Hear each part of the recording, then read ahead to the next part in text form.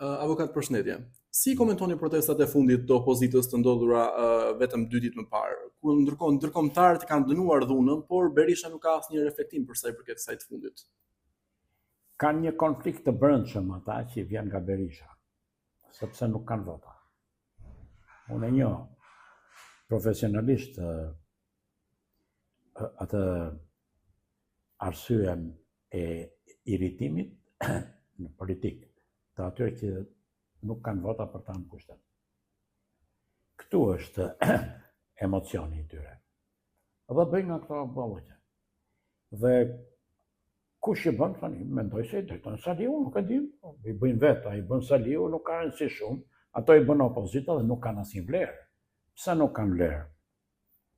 Sepse dëgjuash ti me bomba, me gaz që janë ato,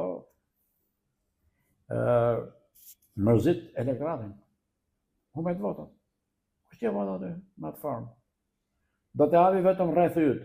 Një nga arsyet kryesore që Partia Demokratike ka ngelur vetëm me vetveten, është se bën akte të cilat nuk i pranojnë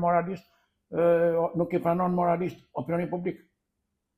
Ti duhet të respektosh opinionin publik, jo njerëzit të ata dihet që me ty janë. Kjo po i ndodh Partisë Demokratike dhe sidomos kata e fundit vajtën atje kishte të huaj, goditën me bomba, ku duhet me çfarë goditën. Ata turp. I mori gjithë shtëpi. Ndërkombëtar. Pa. A quhet kjo kryengritje armatosur pasi vetë Berisha e ka cilësuar të tillë?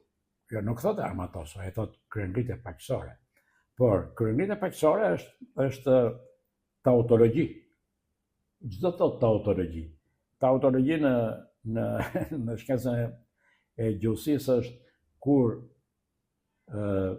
ajo thuaj kryefjalën e godet kallëzuesi. Domethënë atë që thua ti me kryefjalë rrezon me kallëzuesi. Kjo quhet tautologji. Domethënë që thua ti shiu është i bukur, por shiu është i bukur, por është breshër. Ka marrë fund. Edhe shi dhe breshë është tautologji. Ku më kundërshton veten. Kundërshton.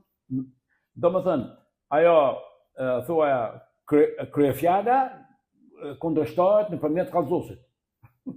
A kupton? Për ta dhënë më qartë. Thuaj që druri është një heku i mirë. Ka marrë fund. Është tautologji, kjo quhet tautologji. Që me foljen godet kryefjalën.